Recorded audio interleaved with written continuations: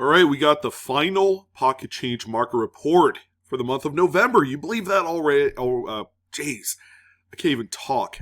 This whole month was just an absolute blur. And for those of you that are out there roll hunting and doing your thing, congratulations, because yeah, people are buying and selling at a much higher volume in November than we've seen in months prior. Just an overall, just really busy month for the hobby. Specifically, errors and varieties. Two topics that normally pretty niche in the numismatics market, getting lots of love. Again, these are coins that you could find out there in station. You can even cherry pick them from your local coin shop or show. So, yeah, I mean, a great opportunity here with all the new stuff coming out into circulation. People are rolling up their coins that they've saved up for the last few years or longer, and then, we're just seeing new, older stock come out. And it represents a fantastic chance to find some of those older errors and varieties that normally, we wouldn't have the opportunity to look at any other time of the year. Because these coins have circulated, they have gone through the attrition phase of their lifespan, things like that. So yeah, I mean, it's just that time of year to do this. Now, heading into December, I'm going to say we have a good solid 2.5 to 3 remaining where we can kind of enjoy this, as long as people are still wrapping up their coin and bringing it to the bank. So that way they could, take care of the holidays, then that's going to be the opportunity that we all see. Now it begins to slow down around the 15th to the 20th of the month, as it does every year. Things slow down tremendously heading into Christmas and New Year's, and then it picks up again afterwards once we hit 2024. So we have the best stuff from the last 24 to 48 hours to talk about. A lot of huge ones. Not to mention someone grew a tremendous pair and sold a coin that I would say 99% of the time I would grade. So we're going to talk about it. I mean, this is insane that someone actually sold this coin, but you guys will see here momentarily. A few little kind of things to keep in mind here. We don't talk about graded coins. Grading means that you pay a graded. Sometimes it's just not necessary, except for one coin. It's that one coin where we're going to talk about today. And the images you're going to see here today are original to the seller's listings. We didn't juice or doctor, do anything to make them look better than what they were right off of eBay. You're going to get the best and the worst here in this video, and a lot of people have gotten some pretty good photography lessons as a result. And if you have a smartphone that's capable of taking a decent photo, I'd like to say that the bar is set really low here for you guys. Great news. All right, let's go ahead and jump right in with our first order of business. Whatnot calendar of events. We're ramping up here to the December 15th Blue Ridge Silverhound holiday giveaway event. A live stream event that is nothing but giveaways. We're not selling coins. We're just giving back to the community. Come check it out. There's going to be between 35 and 40 lots, somewhere around there. A lot of big stuff. Spoiler alert, my wife did spoil on last night's Whatnot stream that there's going to be a 1/10 ounce gold that's going to be given away during the holiday giveaway event. So, you can have an opportunity to win something like that.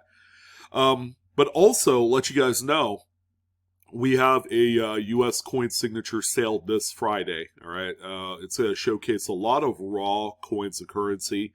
So if you're looking to pick up a steal of a deal heading into the holidays, maybe as a gift or something for yourself, this might be the show for you. So come check things out. If you're not signed up on Whatnot, have no fear. I have my referral link down below in the description box. Go ahead and sign up under my link. Grab yourself $15 in usable store credit. You can't find that anywhere else other than with Blue Ridge Silverhound. So go ahead and do that. So I hope to see you guys there. If not, come on by and let's talk the turkey, right? Let's talk about the hobby and things going on, as we normally do. All right, let's go ahead and jump right in, starting out with a 1963 D Lincoln Memorial Cent. Now, before I show you the close-up of what made this one, a relevant coin to find out there, the seller did mention that it was cleaned, although looking at the coin, I don't think so. I think this is just a little bit of circulation wear. It's oxidized brown. I don't see any unnatural kind of stuff happening here. So I'm going to say that this is a true blue honest coin. All right. But, this one right here is 63D. We're going to, of course, be looking at the FS 101 doubled die obverse. You can see that extra inner kind of tip of the 3 there on that bottom curl of the 3. This is more of a mid to later die state. There are earlier die states where you can actually see the bottom curl of the 3 doubled as well. And we're just not seeing that on this one. But, yeah, that's that extra spike that you see in that bottom curl of the 3. That's what we're looking at here. So this one sold for $9.50. It's worth a little bit of money. It's certainly worth holding on to, pulling it out of circulation. I have found scores of these over the course of the last few decades, hunting through penny rolls, as they are not particularly rare. Yeah, but it's a good one. It's a cherry picker's guide variety as well. The next coin that we have here is kind of an anomaly, and at first glance, someone will look at this 1943S Steely and say, the 4 in the date is missing, or it's partially there, therefore it's a strike through, or it's a filled die, or something to that effect. And I would intend to agree with all that. However, master error attributor Ken Potter believes otherwise. He done enough research on this particular anomaly that it is based off of his knowledge. It could be something else. I forgot what the terminology he used for this particular event, but when you look up close, it certainly does look like a filled die issue where the 4 in the working die is filled with grease, so it's not going to completely strike up that particular aspect of the devices. So with that being said, it's still a coin. It's still something that has kind of intrigued a few people to the point where they're spending a little bit more money, a little bit more attention on these.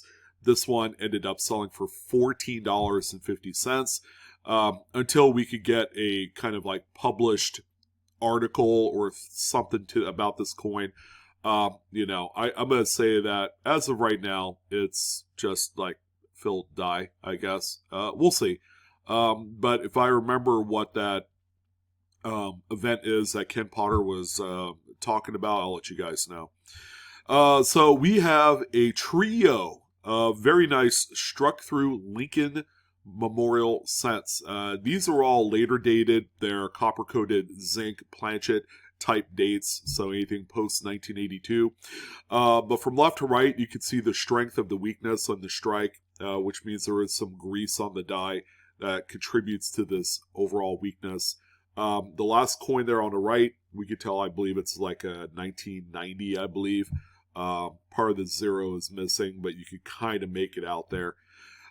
So as opposed to selling these individually, where you could probably get about $8 to $10 for each coin, this seller ended up grouping them together and just doing a lot here. There are the reverse images of all the coins, and this lot sold for $18.50.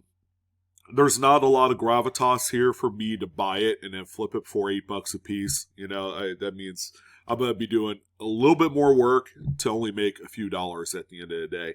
But if you guys want to, you can do so. Maybe bump it up to $9.99 shipped or $11.99 shipped. Whatever works. You might be sitting on these coins because they are quite common errors, but they will sell eventually. This one's incredible. So we have a Lincoln cent. We don't know what the date is here. It's a massive broad strike, and it appears to be an indent as well. And the seller even said that it was double struck, although I'm not seeing exactly how this one is double struck. I would probably take that one out. But there was definitely this coin and it's an out of collar strike. This coin that was struck with maybe another either piece of scrap or another planchet on top of it. It could have also been part of like a bonded deal, right? There was like 3 or 4 coins that were struck together after a press malfunction of some magnitude. It's kind of hard to say, but this is incredible. And, there's a lot of stories to tell about this coin. This one ended up selling for $185. And I'd say that, that's probably where this one is at market value-wise. As, it's quite the mid-error anomaly. There you go. That's the 2x2 that this thing was sitting in. It was probably a nickel or a quarter 2x2. They put mushroom, large, double, struck, broad strike, indented with scrap planchet, which I believe is what it is because of the irregular shape of the indent. And then a price tag of $250, so yeah, kind of cool. Not something that you see every day, and it could be something that maybe you could come across at a coin shop for cheap, because the fear of the unknown, coin shops will throw something out there that they believe is nothing spectacular for 10, 15, $20, and then you could turn around and sell it for something like this. Another good one right here. This was a Lincoln Memorial set, copper era, so pre-1982. Struck through an earlier state cap die. You can see there's a little bit of a brockage there with the Memorial imprint that's large and mirrored on the reverse, or the obverse of the coin, rather. So there was a coin stuck to the die, and through the first number of strikes, that coin does not dislodge, and it'll strike up subsequent other coins with the coin stuck to the obverse die. So $138.75 was the final sale price on this one. Again, these are magnanimous type of errors, very, very well collected, might I add, in the community. Not the greatest pictures. Again, this one kind of represents, probably the results of what we all take pictures of. The coin was taken in a 2x2 cardboard holder, okay, first of all. Second of all, a little bit out of focus. So, you got to let the camera do the work. You don't have to necessarily get in too close to the coin. You could kind of like stay further apart and then just zoom in from there with greater, I guess, results. But this 1956 Rosie right here has a little bit of a lamination issue on the obverse there, so it's a detached piece of the coin that had fallen out due to impurities in the mix. So this one right here sold for $30.25. So make sure you're looking through your old scrappy junk silver. You just never know what you're going to find. This is a coin, by the way, melt value wise, is under $2. So when you pick up something like this, and then you turn around and you make 15x your money, I mean that's a pretty good deal right there. And that's kind of how this whole thing works with reselling online. Not a rare date. 1999, 2000, and 2001 are 3 dates that you find a lot of broad strikes and off-center strikes right out of the mid-bag. So here's one right here. Really nice off-center strike by about 20%. Beautiful coin. This one sold for $19.99. Even though it's common, people are still looking for this, type of error. It's very dramatic. Some folks are putting together date sets, so this one would be needed anyways. And, don't forget about Miss Bessie Coleman. 2023, we've seen quite a bit of different neat things from the American Women Quarters. This one was one of the first ones that emerged right out of the gate to kick off the new year. And this one has the very bulbous looking die chip right above the airplane wing there. If it gets big enough, it'll actually touch unum and, kind of engulf that word right there. But yeah, you can find this little die chip all throughout the plane area. You can see it on the lower wing, the upper wing, on the tail. Right where the propeller would be. There's been some various things going on there. So this one sold for $14.98. You mean to tell me, for as new as this thing is, and given the fact that it was discovered long time ago, about almost a year ago, probably more like 10, 11 months ago, you mean to tell me that this thing hasn't gone down to just face value? Not quite. People still love these things, and they'll pay what it's worth. All right, so 10, 15, 20 bucks. It's still fair game there. If you're, a roll hunter, make sure you're not overlooking these. Yeah, well, this one has a few issues. 1970 Roosevelt dime struck approximately 15-20% off center. This is probably the same seller that had the hair on their other listing from a few days ago. This one has a really beat up reverse on it.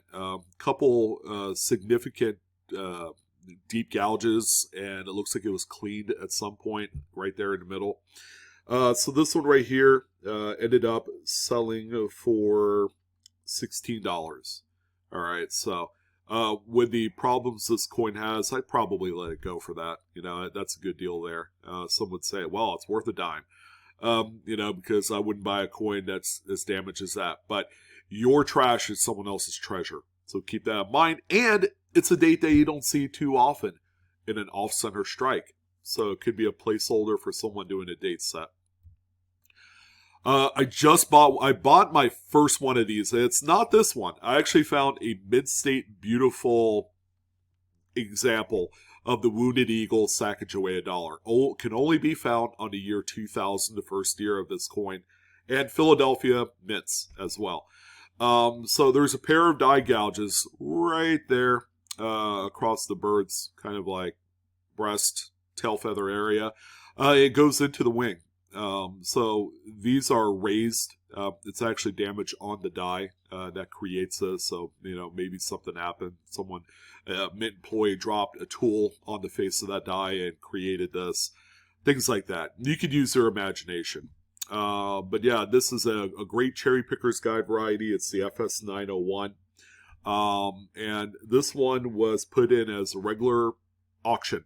All right, it was bid up 3 times to the tune of $65.95. Again, pretty cool. And I was actually finally able to pick one up for me because I've never had one. I've never found one. But I'm telling you, these things pop up frequently enough that, you could really do yourself a favor, pick up some of these rolls. And seeing as how this is one of the highest minted, what we call golden dollars, then, you're going to have a real good shot at finding these. And if you're on the East Coast, I don't know why you should or shouldn't, because this is easy money right here. 1999 Denver Jefferson nickel. Oh, interesting. And this one has a curved sheet clip that you can see there. A little bit of Blakeslee effect, nothing too crazy, and a really nice high grade. Folks, this is your bottom dwelling, low end of the totem pole mint era right here. This one sold for $9.89. So still, for it being common and low end, they still have a little bit of value. I would take advantage of that. Same with this one, 1864 Indian Ed Cent. At first glance, I was like, that doesn't look right. Looking at that clip. And then looking at the reverse, and then seeing a little bit of the Blakeslee effect, I could conclude that this one just has a little bit of damage, but it looks true.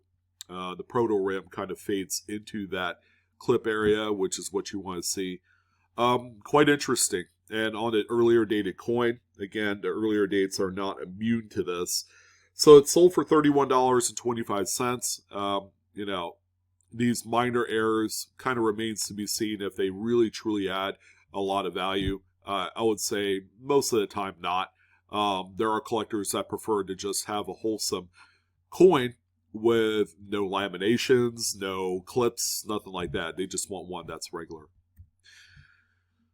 Okay, well, it's been a little bit of time since we talked about a very buzzworthy nickel. This is the counterfeit Henning nickel. 1944, as you guys know, is a silver date. It's a wartime silver date that usually is accompanied by a large mint mark on the reverse above the dome in Monticello. This one does not have it, let alone It's not silver. This one is just a regular whatever planchette planch that Henning used to produce his counterfeits. Now, again, there's that argument. Why would you collect a counterfeiter's product? And that's a great question. This is not for everyone, but I can tell you this right now. It's contemporary in nature. There's a great story behind it, and they have quite a bit of history and interest to support the current market for these, and they just continue to go up. Not the best looking one I've seen, for sure. This one is a beater with some scrapes and scratches on the front there. But keep in mind, with any Henning nickel, most of them, by the way, not all of them have it. They have that kind of like die crack that starts from the US and pluribus and goes to the dome. But most importantly, and not all Hennings have this, the looped R that you see here. It's got that loop right there. That's his signature on these coins, He was kind of a narcissist in a way that he has to put his signature, and some counterfeiters do, Sometimes it's not identifiable for years. But this looped R in pluribus is his calling card, all right? So crazy as it seems, this one sold for $204.99. I remember like 10 years ago, you could have picked these up for $30-$40, and this 44 was actually one of the more common dates of Hennings. So, yeah, things have certainly changed, and the interest factor in these have raised through the roof, like on this whole other stratospheric level that is quite crazy. Pretty cool little double strike here, 2000 Lincoln Memorial. The coin itself, a little bit broad struck, and then you have that secondary strike that's about 80% off center. Nothing too crazy. Of course, we're talking about copper-coated zinc and era coins, so that diminishes a little bit of the value and the desirability because, these things aren't really long for the world. Once you get a little moisture on that zinc core, things just kind of fall apart from there. But anyways, neat little one right here, sold for $53.70. And yeah, you guys make sure that you look for some of these much older, they're like store tokens, but they're encasements and they're good luck tokens. Right? I mean, we remember popping in a coin in a machine and it produced these. Some of them are shaped like a horseshoe or whatever. But this one actually has a place of business. It's the White House Chevrolet dealership in Hackettstown, Missouri, which is cool. And it's a 1948 Lincoln cent in there, which is correct because it's got the some of the aluminum material that's overlapped the edge there. And what a tremendous find right here. Again, these things 5 years ago, you could have picked these up for $5, $10, $15, $20. Certain ones that designate like a town along with a state, an address, a place of business. These store good for encasements have been going up in value and interest lately. This one sold for $116.36 with 8 bids. This looks like something I would cherry pick from a bargain bin for $10. I mean, yeah, just be careful about these because they're generally overlooked, and the people are just now starting to wake up on these. 1961 Washington quarter, just a little shallow sheet clip right there above the word Liberty. Nothing too crazy. It is a Denver. This one sold for $19. So if you got it, sell it. Here's one of my favorites. Bicentennial Eisenhower dollar with the Type 1 reverse. So it has the block letters all the way around. It's the reverse die that was originally intended for the 40% silver uncirculated types of this coin. Somehow, some way, they accidentally used them for the business strike. Now, the Philadelphia coins are much more scarcer. They make up about 20% of the entire mintage of this particular coin. And this one sold for $42.77. That's a very good amount of money. But keep in mind that it's kind of the norm for these. Well, we still got extra V's on our mind. Here's one right here that was purchased as a buy it now. And the seller has one more remaining, I believe. But this is a coin that swept the nation this year as far as a variety that you can depend on and sell for good money. In case you guys need a little refresher, there's a little V notch there next to Mr. Brenner's initials. And that's kind of what got people all, wrapped up in this one. The grading companies also attribute this as the extra V. So that's PCGS, NGC, and Annex. People are buying the raw coins, they're grading them, and then they're selling the graded coins and making $100, $200, $300 profit on each one. So that's kind of what's making these hot. $52.50 was the buy it now price on this. Well, here we go. This seller is crazy enough to sell this one ungraded because they have balls of steel. 1992 Lincoln Memorial Cent, you guys already know. This is a close AM, guys. An FS 901. And it's a Philadelphia. It's the rarest of the two because they also made these in Denver as well. They accidentally used the proof reverse die, striking up a few of these. Okay, and they didn't make a whole lot, a few dozen or so combined for both Philadelphia and Denver coins. But the Philadelphia is the most valuable. Now, when we look at this coin, you send it off to a grading company, whoever that may be, and I would say it's like a mid-state 63. Red. It's a full red coin. The market for something like this is like $3,000 to $5,000. Graded. So this person, and we usually kind of dismiss these type of auctions because damn near every single one of them is not the close AM, but this one is. I mean, look at the close-ups here. The A and M in America are touching it. It's got the wider profile A in America, and it's got the correct FG initials. It's got the broader G in Frank Gasparo's initials. This is the real deal here, folks. All right, even weighed 2.5 grams. That's correct for this era. $710 with 15 bids was the sale on this. You got to be shitting me. This is a rip and a half. Someone's going to get this coin. They're going to send it to PCGS, get it attributed, and it's going to be on the next great collection sale after the first of the year. That's what we do, right? We go and scour the internet for cherry picks like this. This is a dream come true right here that someone made a reality. Now, the $700 can be completely fine and acceptable for the seller because maybe, hey, it's the holiday season and I need the money right away. All right, that's fine. You do what you have to do, but someone is going to make a killing on this coin. Whoever that buyer is gonna really take this one to Pound Town. Getting back to normal everyday life. Here's a just okay looking 1983 Lincoln Memorial Cent. About as average as you could get. It is problem free to an extent. But yeah, check out the cut die break right there at the base of Lincoln's bust. These are quite minor. Yeah, anytime you have that cut right there at the Lincoln's bust going into the rim, they're easy to miss, and they're not worth nearly as much as other cuts. This one right here sold for $23.48. Again, save these, sell them, grab your $20 bill and run. Here's another one right here, same spot. This coin is a little bit more worse off condition wise, and this one sold for $21.98.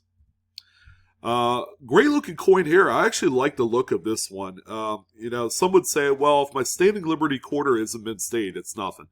And I'd say, well, I disagree. There's something to be said about good, wholesome, XF level caliber coins. This is a 24S. It's a great date. And it also features a attached lamination on the reverse, as you can see there. Man, I wish that lamination wasn't there.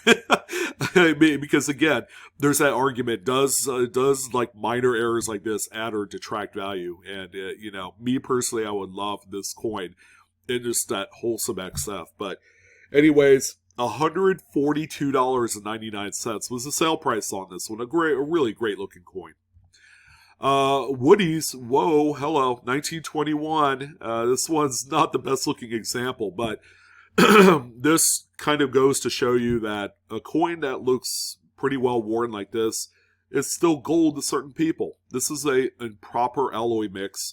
The tin or zinc that was added to the copper didn't mix very well.